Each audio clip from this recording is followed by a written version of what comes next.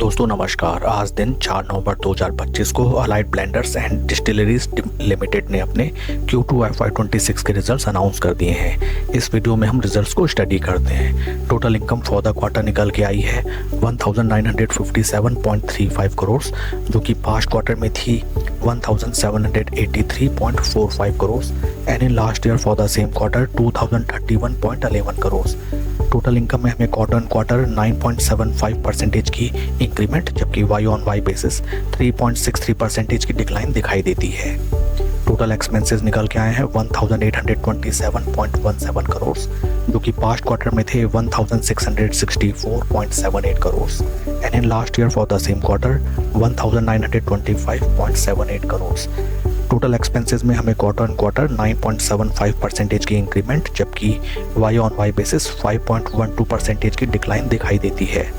PAT figures की तरफ अगर हम चलें, पैट फॉर द क्वार्टर निकल के आया है 62.91 करोड़, जो कि पास्ट क्वार्टर में था 55.83 crore and in last year for the same quarter 47.56 crore. PAT figures में हमें क्वार्टर 12.68% की इंक्रीमेंट, जबकि वाई ऑन वाई बेसिस 32.27% की इंक्रीमेंट दिखाई देती है। ईपीएस फिगर्स की तरफ अगर हम चलें, ईपीएस निकल के आया है ₹2.23, जो कि पास्ट क्वार्टर में था ₹2.02 and in last year for the same quarter ₹1.70। Overall अगर हम रिजल्ट्स को देखें, कंपनी के पैट फिगर्स में both quarter and year on year basis शानदार इंक्रीमेंट दिखाई देती है। फंडामेंटली अगर हम कंपनी को देखें, right now stock is trading at a P of 78.34, जबकि इंडस्ट्री का पी है around 69।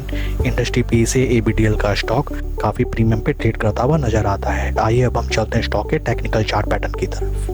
This is weekly time frame chart pattern. यहाँ पे हमें नजर आता है दैट स्टॉक ने एक तरफा रैली जनरेट करके दी एंड लगभग 75% रिटर्न्स जनरेट करके दिए within a time duration of 19 weeks.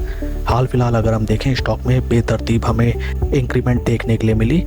Right now इस स्टॉक में कोई नई पोजीशन बनाना कोई प्रूडेंट डिसीजन नहीं होगा। इस स्टॉक में अगर आपको पोजीशन बनाना है then you need to buy this stock at some retracement. ये स्टॉक कभी आपको 20 वीक मूविंग एवरेज या 50 वीक मूविंग एवरेज के नियर बाई कहीं मिले, at that point of time आप स्लो एंड स्टडी अपनी पोजीशन इस स्टॉक में बनाइए।